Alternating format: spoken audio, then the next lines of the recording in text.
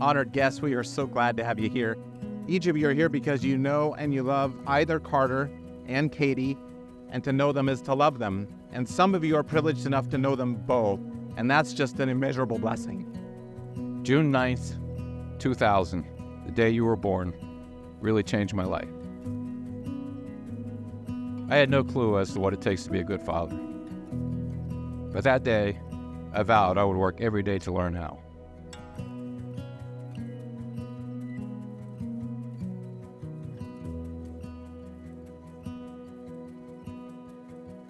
Katie, princess, sweetheart, my love, and my personal favorite, Goose. Over the past almost 7 years, we have developed an unbreakable bond. Since our first date at Sweetwater, where else? We immediately knew that we were very different people, and that opposites really do attract. I always thought when people said opposites attract, it only worked with magnets. But here we are. All jokes aside, when I really knew I wanted to marry you was when we took our cross-country trip home from Utah together. After my mom and I drove out to Utah and she drove relatively the entire way, I knew the way back was going to be rough. Not because I wasn't excited to get on the road with you, but mostly because I dread being in the car, especially for 36 hours. I thought our trip was going to be long. However, that trip was one of the best trips of my life. I found someone that after being in the car nonstop for 4 days, I didn't want it to end. Carter, when I first walked into advanced PE almost 7 years ago, I never imagined I would meet my future husband. I'm confused how we met because you never came to class, literally ever. I remember when you first asked me out, I thought it was a joke because your idea of flirting was to basically tackle me. I turned you down a few times, but as many of you know, Carter is very persistent. And after discussing with my mom, as all girls do, she basically made me go on the date. We went to Sweetwater, and of course I ordered the kids chicken tenders. And I think that's when you decided you really liked me because I was a cheap date. It's true. I also decided that after that date, I think I really like this guy. My wish for both of you is a long life together with far more health than sickness, much more happiness than sadness, blessed by even the friends and family of the friends and family that are gathered for you here today. May every day be better than the previous, and may you never take a tomorrow together for granted. I can't wait to begin this new journey of marriage and share so many laughs and memories.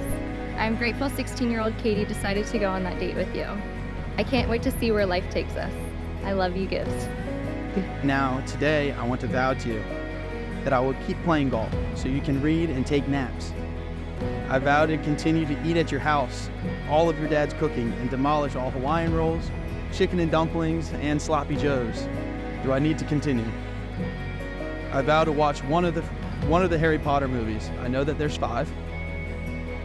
I vow to be someone you can talk with after a long shift at work. I vow to be someone that you can trust with anything and everything happening in your life. I vow that I will care for you, respect you, honor you, and most importantly, I vow to love you for all of time and eternity. By virtue of the legal authority vested in me as an elder of the Church of Jesus Christ of Latter-day Saints, I pronounce you Fredo Carter Egbers and Catherine Elizabeth Hunter, husband and wife, legally and lawfully wedded for the period of your mortal lives. You may now kiss each other as husband and wife.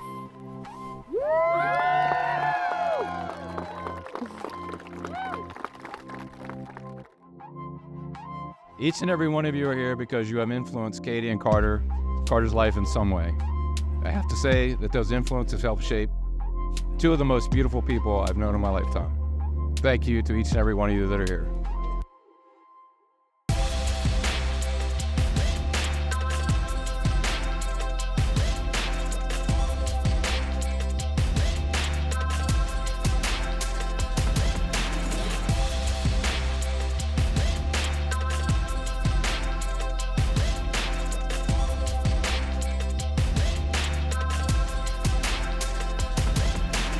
First of all, this whole marriage, going through life thing, you can't do it alone. But second, you don't have to. And family and friends, that's what we're here to celebrate tonight. We are here to celebrate the fact that Carter and Katie get to do things together and that they don't have to go through this whole thing alone. You guys are a team. and you guys will make more out of each other than you ever were going to be able to without each other.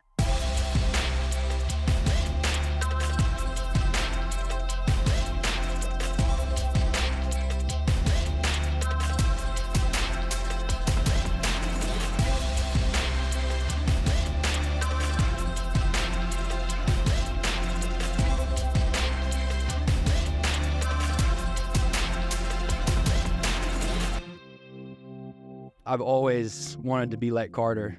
I've grown up trying to live in his footsteps. It's not been easy. It's been a tough tale at times to live up to this bar that he has set, but it truly has been a blessing to be a part of this family and be one of his brothers. I love this guy. I would do anything for him.